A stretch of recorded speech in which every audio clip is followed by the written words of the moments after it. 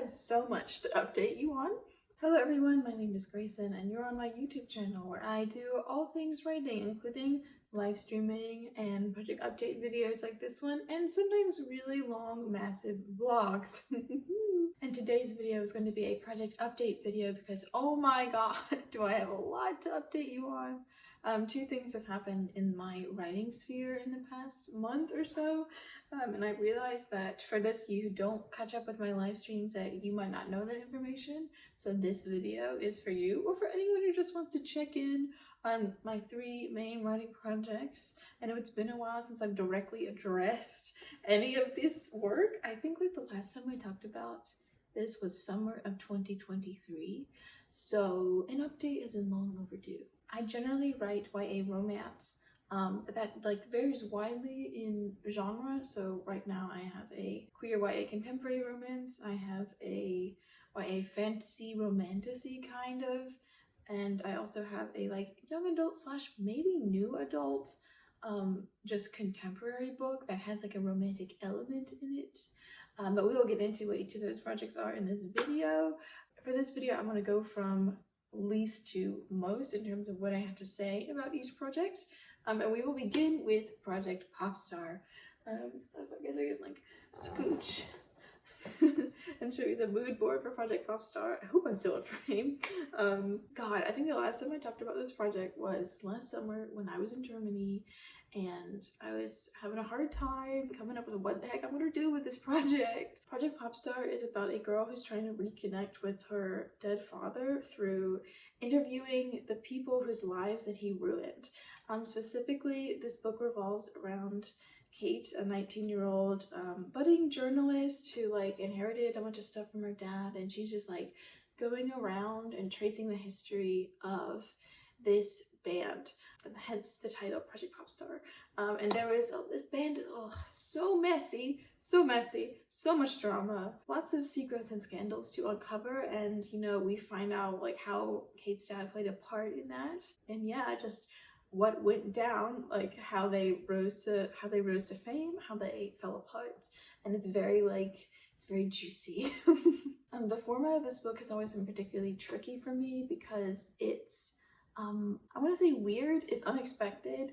I don't want to give it away exactly what it is because I think it's very commercial and a very good idea. But like, let me back up with like the history of this project. There are three partial first drafts of Project Popstar. The first one, I wrote it like a normal prose way. I wrote like around 20,000 words. I just realized, this isn't working. Next. And then I tried writing it in this new experimental way that I was like, okay, maybe we're onto something here. And then I wrote that, and then I sat on it, and then I waited. I figured out last summer that I wanted to do it the hard way, and I rewrote it a third time. So I have like three different versions of Project Popstar, and this third version, I only wrote like the first 4-ish chapters, and then I passed it off to our good friend Steeg of the Troublemakers. And Steeg, now this is we're in the timeline of like November 2023. He returned feedback to me on that like polished first draft snippet in February of 2024. And so here we are. Nothing has happened since February 2024 with Project Popstar. I haven't even looked at the beta reader feedback, really.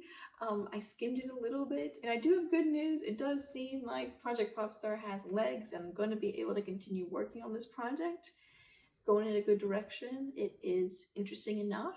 It does have enough momentum and plot behind it to drive a whole book forward. The only problem is it's going to be a bitch to write.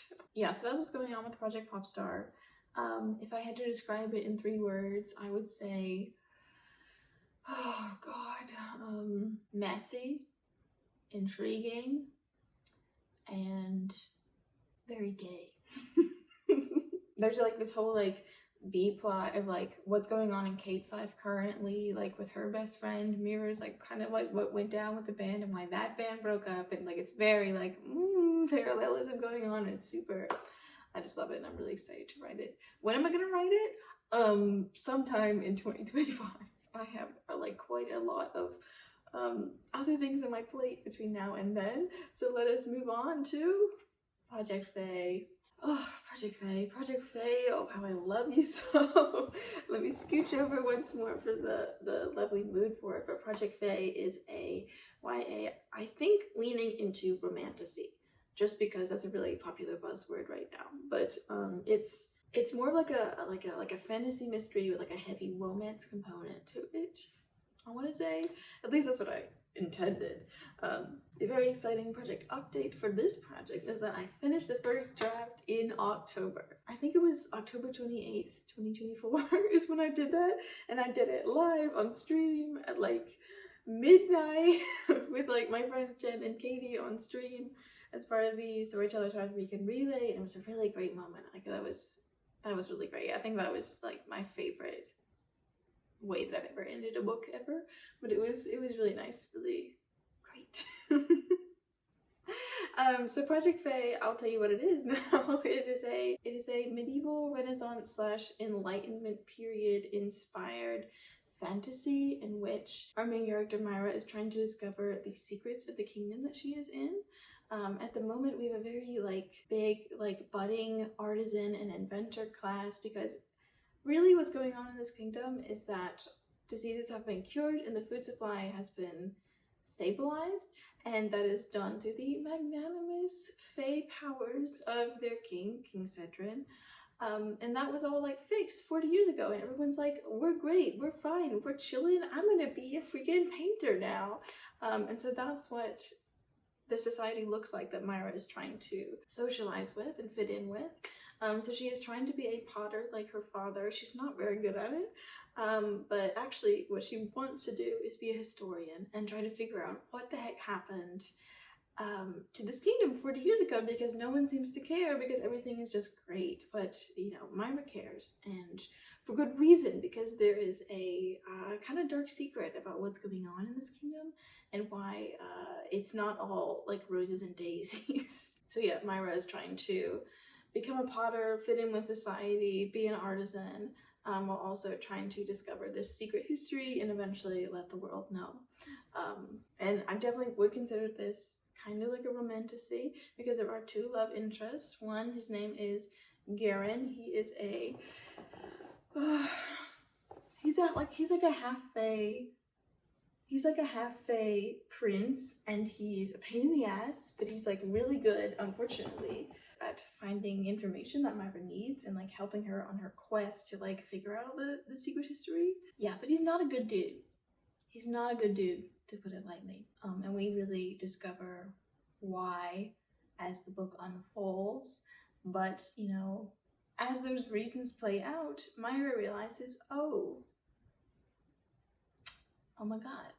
There's this guy who has been my friend this whole time. He works at the print bookshop, and he's super nice, and I really miss him. And she realizes, oh my god, it's been him all along. So this guy, his name is Elian, or Eli, as Myra comes to call him.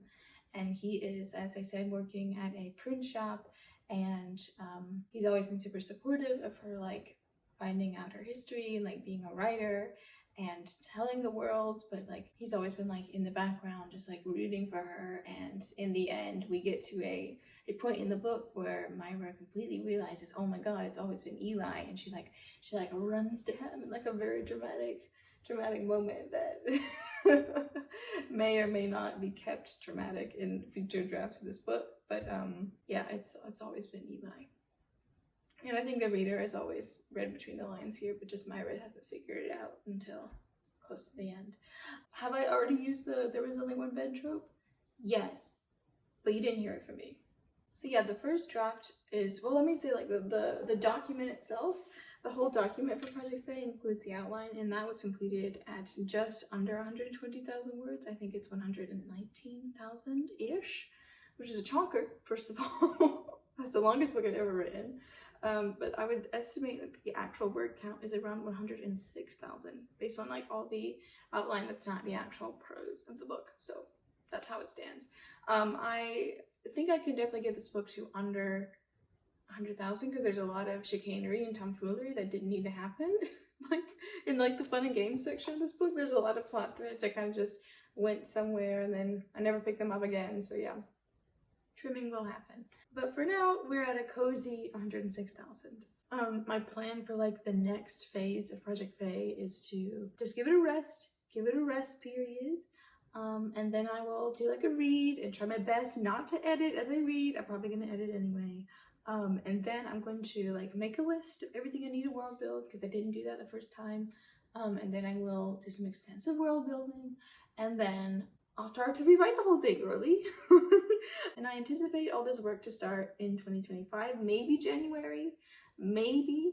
I would love to get this started as early as possible, but you know, I don't know how the wind will blow for me in the future, so we're just feeling it out, taking things as they come. Hopefully I can also finish a second draft next year.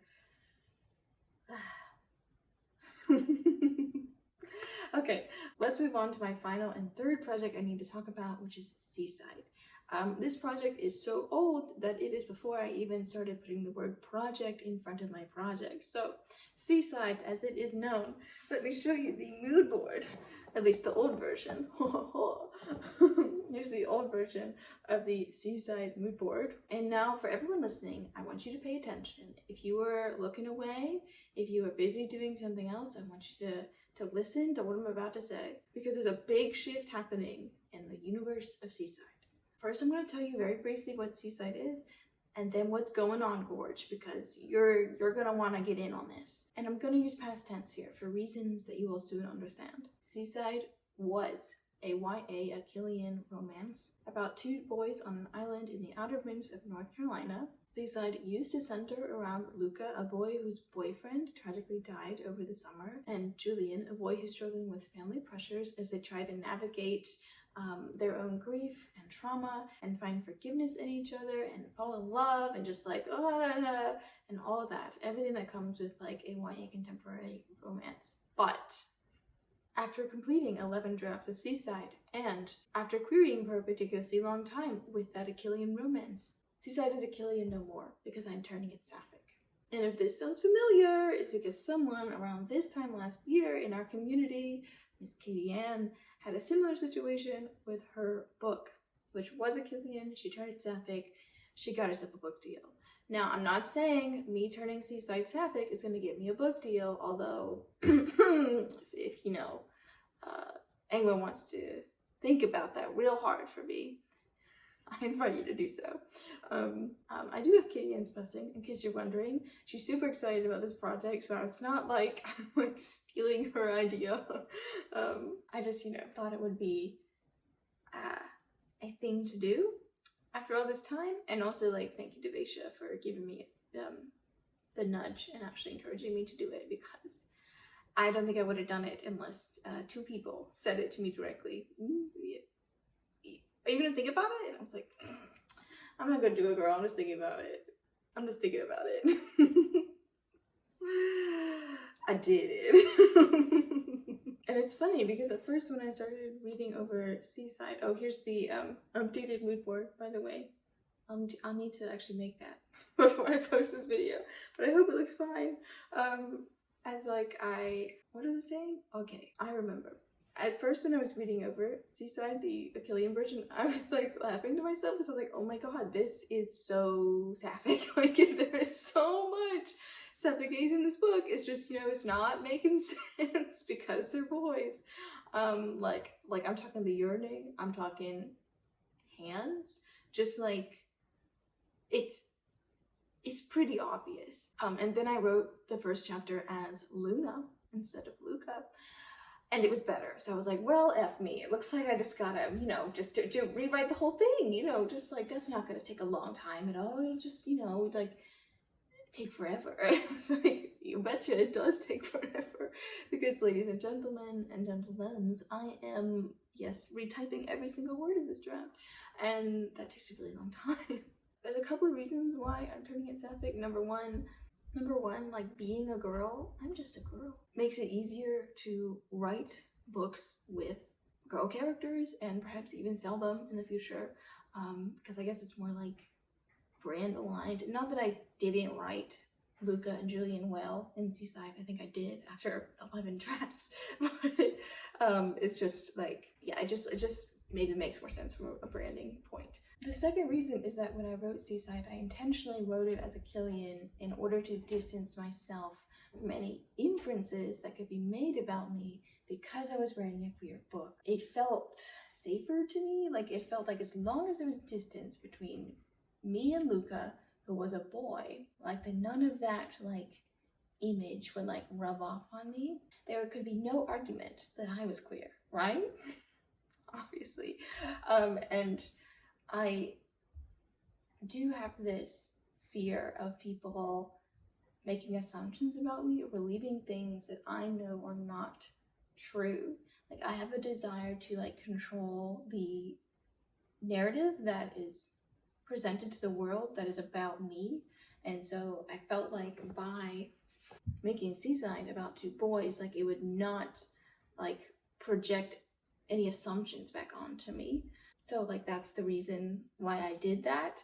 And I don't think, I think I understand the me who did that, but I don't think it's very authentic to me as a writer to keep it that way. So yeah, I have this like I hate being misunderstood. I hate the idea of someone thinking something about me that I know is wrong, because like I don't know, like I feel like I fiercely know myself, and for other people to just like have their own opinions about me that I know are wrong can get under my skin. So that is like one of the reasons why I wrote Seaside the original way, because I felt like if I wrote it that way, then no false assumptions could be made about me, because you couldn't assume anything about me in the first place. But yeah, I'm getting better at coming to terms with just being a person in the world, and especially on the internet. It means you can't control everything that is said or thought about you. People have free will, and you know, as long as you yourself know what is true about you, that is the most important opinion about there. And certainly someone else's opinion of your own self or your own identity should not be a limiting factor when creating your art. So what is like literally happening to this book? Am I in frame when I do that? Yeah, I should still be in frame. Okay. So what like is literally happening to Seaside? Not much aside from like the names and pronouns changing. Luca and Julian is changing into Luna and Joe. Shout out to my friend. She knows who she is. Who was there when I decided on these names, and like, ooh, I just think they sound so much good together, and like, I'm really picky about syllables when it comes to names, and I feel like Luna and Joe do really go good together. There's a couple other characters' genders that I'm changing because of this, like, I'm sorry about the creaking upstairs. There's a couple other characters' genders I'm changing because of this, like, domino effect. Oh, and like I guess the other major thing that's changing is that instead of Luca being gay and Julian being bi, I'm changing that, so now Luna is bi and Julian is lesbian. No, Joe. Dang it. I was doing so well. So yeah, now Joe is a lesbian. So like the plan here now is to basically rewrite 2,600 words a day until it's done. That should make me done in 30 days by the end of NaNoWriMo. Currently, as of filming this video, I'm 32% of the way there, and I've chosen to write all of Luna's perspective in one go, and then write all of Joe's perspective. And yeah, I will say, like, things that I wasn't expecting is that, oh my god, like the rewriting takes such a long time, and if you were ever thinking about doing this kind of shift to your book, make a plan. And do it early. Do it as early as possible. I'm not just doing it as the final draft of your material because, yes, it takes a long time. In order for me to rewrite 2,600 words, it takes me about 2.5 hours a day. And 2.5 hours a day for 30 days straight is a long time, especially to keep that streak going for me. My hand hurts at the end of every session I do, and like I'm trying my best to get this done as soon as possible, because what I would like to do is to re-query this now sapphic version of Seaside after I finish the rewrite. And I'm gonna send it to like all the agents who were even a little bit interested in Seaside, if they're still open. and then I'll probably also do a little bit more research, and then yeah, that'll be it. We'll see if anything happens with, oh, I need some water. We'll see if anything happens with Seaside after that, but yeah, that's the update. The winds are changing, the tides are shifting. That's what's going on with all 3 of my writing projects. I would love to know down in the comments if anyone is writing similar books, or if you have any experience in like doing a huge rewrite on a project. I expect like it's on the level of changing a tense, except it's changing pronouns is hard because there's no easy way around it. But yeah, that is all I wanted to say in this video. Thank you guys so much for watching. Please keep me in your thoughts and your minds as I struggle through this really long rewrite of Seaside. And yeah, thank you guys so much for watching this project update video, and I'll see you in the next one. Bye. Ugh, gotta reach.